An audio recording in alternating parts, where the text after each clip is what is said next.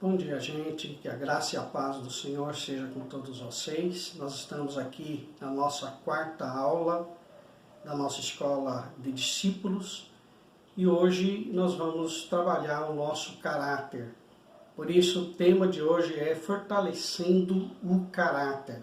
Mas antes disso, eu quero orar com você e pedir que Deus nos dê a sua direção para termos uma aula abençoada. Amém? Pai amado, eu quero te louvar nessa manhã pela tua presença na nossa vida. Eu quero pedir a direção do teu Santo Espírito para aquilo que nós vamos tratar nessa manhã. Fala, Senhor, a cada coração de uma maneira especial, que o Senhor venha nos moldar conforme a imagem de Jesus Cristo. É o que eu te peço em nome de Jesus. Amém.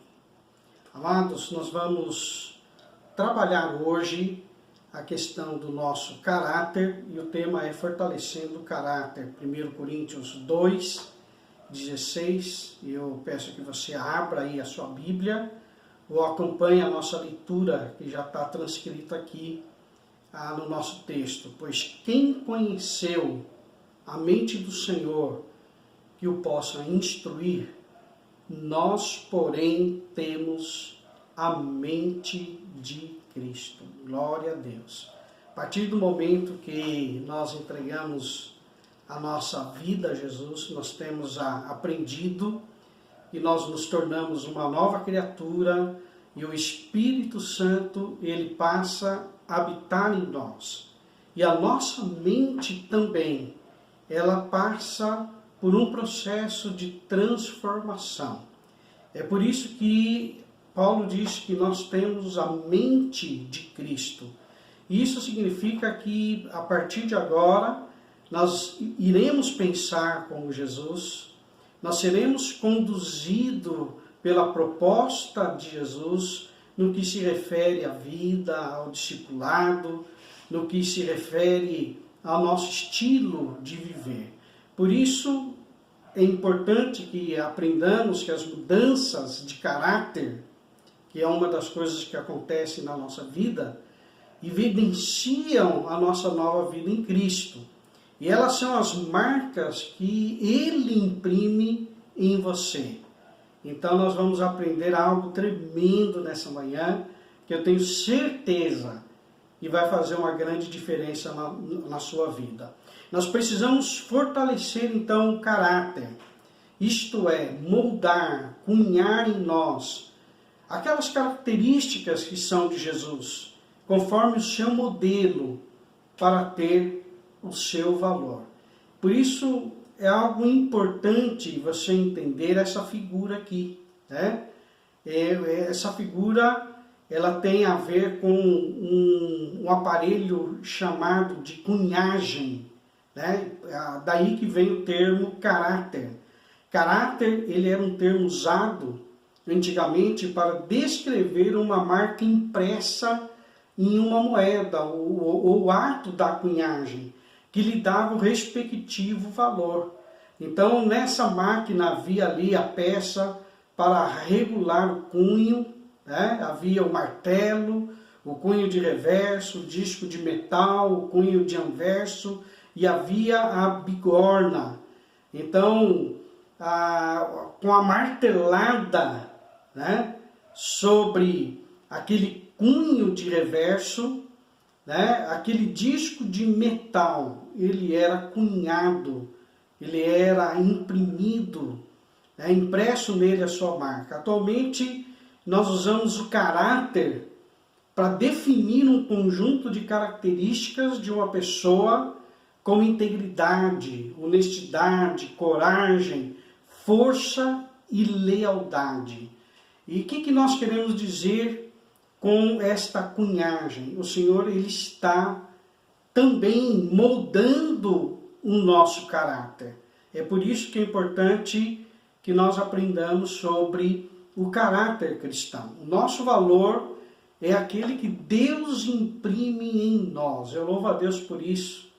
Não importa o que você foi no passado, não importa o que você fez, o que você aprontou, Em Cristo você é uma nova criatura. E a partir de Jesus, ele começa a imprimir em nós o seu caráter, que é o caráter de Cristo, é o caráter cristão.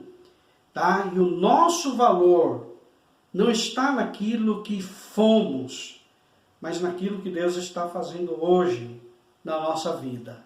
Miqueias capítulo 6, versículo 8, a palavra do Senhor nos diz: Ele te declarou ao homem o que é bom, e o que é que o Senhor pede de ti, senão que pratiques a justiça e ames a benignidade, e andes humildemente com o teu Deus.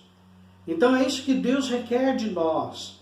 É isso que Deus está imprimindo em nós. Que nós sejamos pessoas que praticam a justiça, pessoas que amam a benignidade, que andem humildemente com Deus. E isso tem a ver, amados, mais com aquilo do que somos, do que aquilo que nós fazemos. Por isso é muito importante entendermos uma diferença entre reputação e caráter. No quadrinho do lado direito diz: reputação é o que você faz em frente às pessoas, e caráter é o que você faz na ausência dela.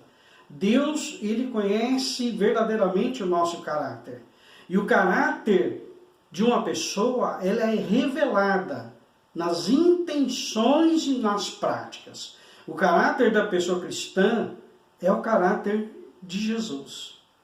Então não importa, né, aquilo que você faz, tanto faz pelo reino, mas aquilo que você é em Cristo Jesus. Em Filipenses capítulo 2, versículos 5 a 11, e 1 Coríntios 11, versículo 1, servirão de base para a gente entender um pouco sobre o caráter de Cristo.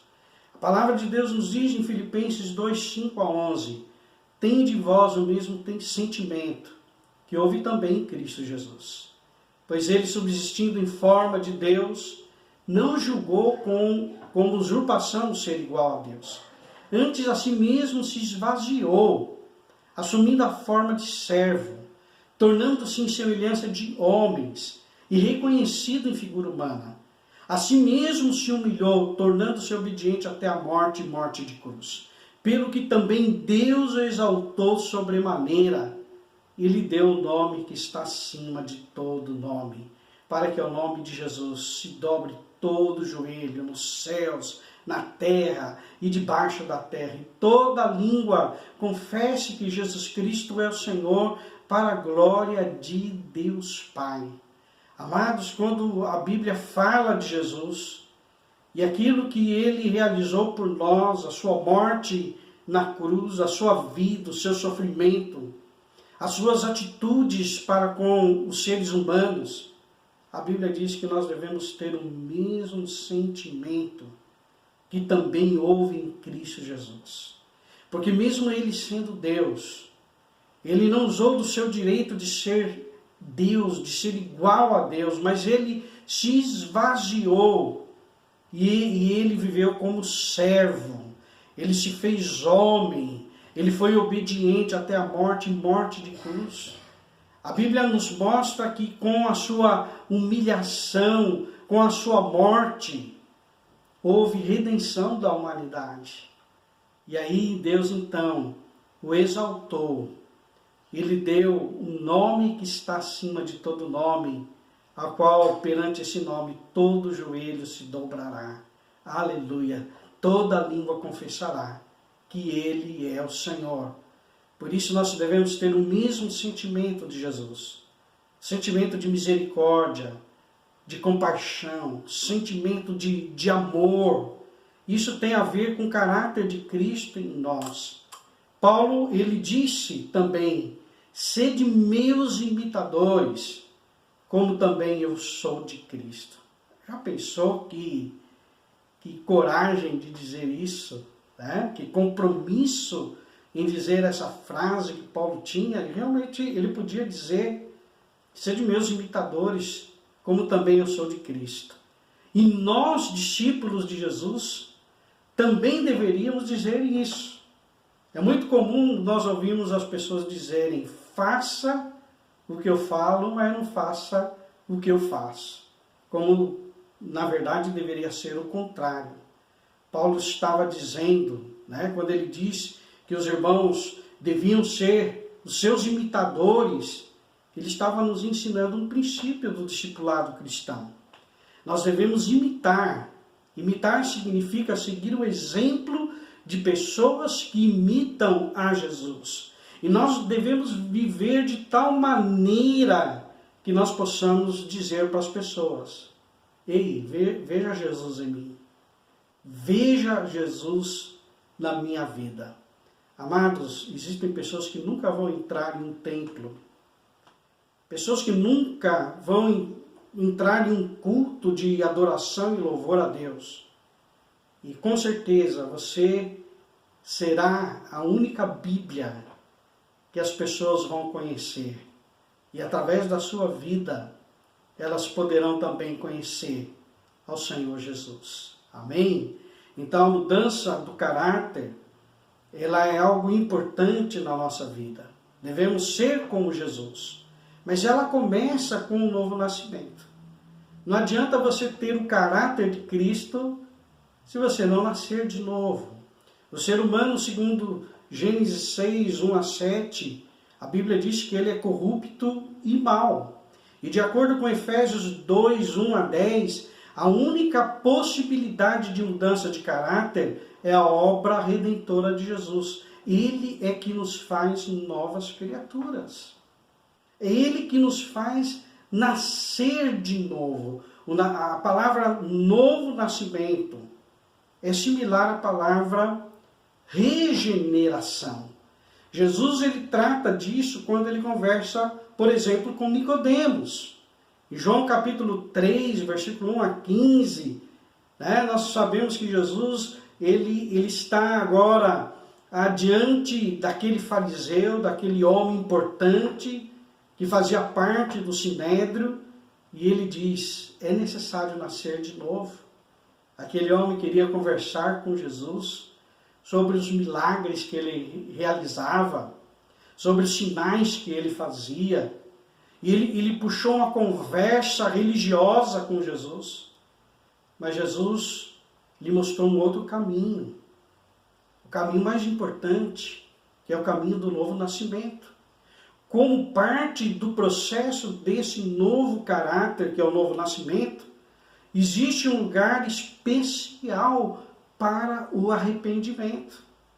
Ninguém consegue nascer de novo, nascer do Espírito, se não houver no seu coração o arrependimento, uma metanoia, uma verdadeira mudança de pensamento, de propósito, que vai resultar numa mudança também de vida. É por isso que muita gente não consegue ter o caráter de Cristo se não nascer de novo. Porque através do novo nascimento, o Espírito Santo, ele vem habitar em nós. E é o Espírito Santo que gera transformação do nosso ser. O arrependimento, ele não é uma mera tristeza pelo erro, mas a tomada da consciência de que é preciso nascer de novo. É preciso nascer do Espírito, ter um nascimento espiritual. Aquele que é nascido da carne é carne, é nascimento natural. Mas aquele que é nascido do Espírito é Espírito, nascimento espiritual. Queridos, quando nós pensamos na questão da imagem, é importante perceber que John Wesley ensinava que nós fomos feitos à imagem e semelhança de Deus. E é claro, o pecado afetou essa imagem. Mas vamos aprender um pouquinho sobre essa doutrina também enfatizada pela Igreja Metodista. O ser humano ele foi criado com a imagem moral de Deus, com a capacidade de ser puro, de ter santidade, com a capacidade de amar. O ser humano, ele não foi apenas criado com esta imagem moral, mas também com a imagem natural, que a liberdade, ele desfrutava de liberdade, ele poderia escolher. Deus não nos fez robozinhos, obrigados a obedecer. Por isso Deus deu ao homem, na criação, o dom da liberdade da escolha, aquilo que as pessoas dizem que é o livre-arbítrio. E Deus também colocou em nós a sua imagem política. E a imagem política não tem nada a ver com a política que nós conhecemos no Brasil. Mas Deus deu ao homem poder, domínio e cuidado. O homem iria administrar a natureza. Mas, amados, quando o pecado ele entra na vida do ser humano, tanto a imagem moral quanto a imagem natural e a imagem política foram danificadas. O homem não consegue mais ser puro, santo, o homem não consegue amar. E prova disso é que os primeiros filhos da humanidade, um irmão mata o seu próprio irmão, a desavença na família, a inveja, há intrigas. E nós vemos o crescimento da maldade. O homem também foi afetado na sua capacidade de escolha. Por mais que ele ache que tem liberdade, ele sempre escolhe o caminho mau. O seu livre-arbítrio também foi afetado. E ele não consegue escolher por si mesmo o bem, se não for pela obra do Espírito Santo na sua vida. E o homem foi afetado na sua imagem política. Ele, em vez de cuidar da natureza, ele destruiu a natureza. E nós vemos que também ao destruir a natureza, mais adiante na história da humanidade, o homem também estabelece a escravidão. A escravidão nunca foi plano original de Deus. O homem deveria sujeitar a natureza ao seu domínio, ao seu poder, para se alimentar da natureza, mas não destruir a natureza. E Deus não deu poder ao homem de dominar outro homem. E aí, queridos, é importante entendermos que quando nós aceitamos a Cristo Jesus como nosso Senhor, como nosso Salvador, começou na nossa vida, então, a nossa redenção, pela qual nós ansiamos pela perfeição cristã. Nós queremos crescer em maturidade e ansiamos que Deus restaure em nós a sua própria imagem. Então, esse caráter do qual nós falamos é um processo pelo qual Deus ele começa a restaurar a sua imagem em nós. Como um processo, nós estamos subindo degrau a degrau, né? Até sermos transformados, totalmente transformados conforme a imagem do Senhor. Há um quadro que eu acho interessante e traz a seguinte frase: o pecado te deforma. E de fato o pecado tem deformado a humanidade, desde o Éden.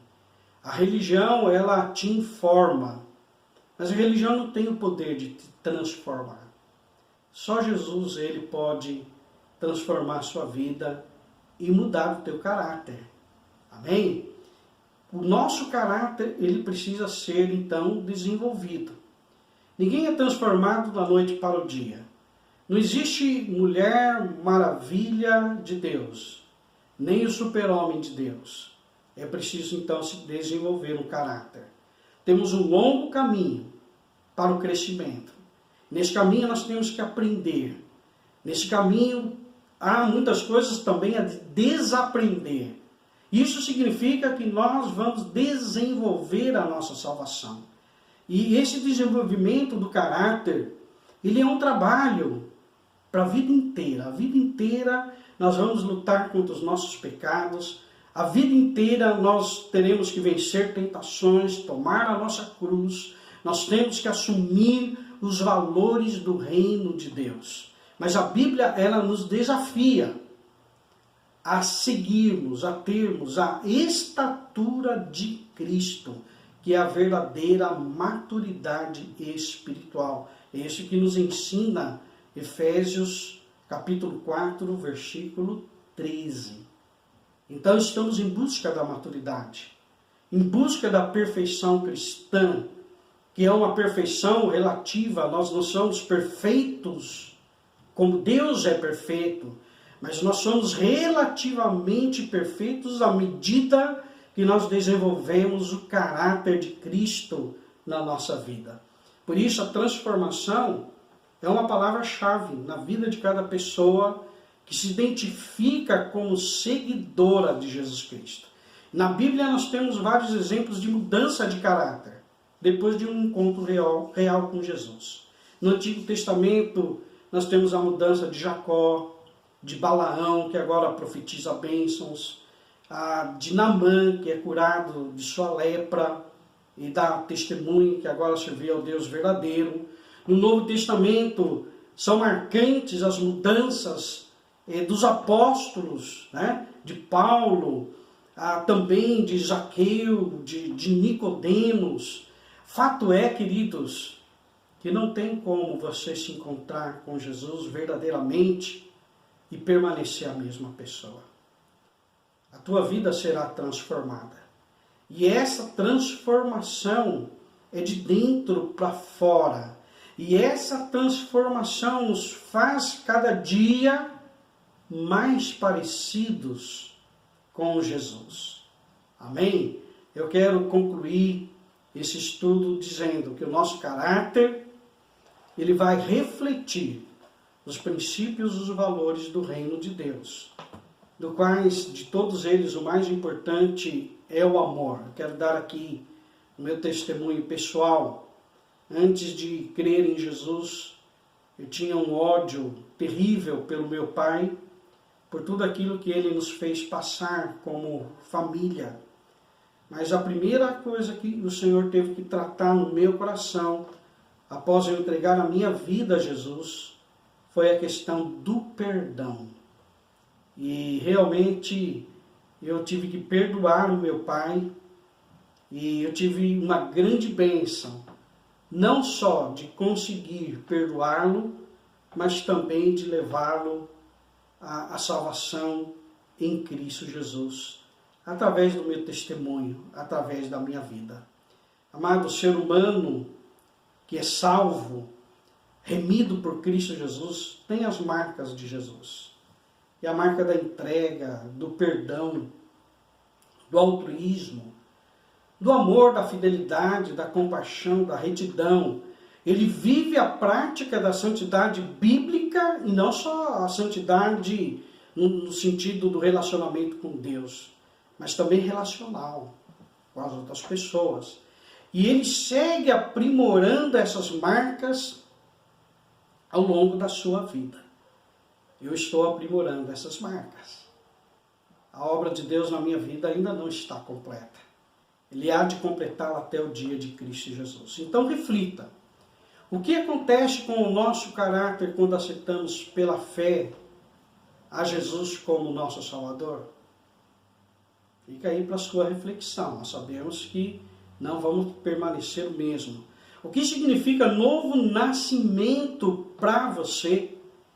Pesquise durante a semana, então, o significado dessa importante expressão para o povo chamado metodista. A doutrina do novo nascimento é uma das doutrinas fundamentais do metodismo. Então procura conhecer mais especificamente essa doutrina. Amém? Que a graça e a paz do Senhor seja sobre a tua vida. Amém. Pastor Gilberto Heder.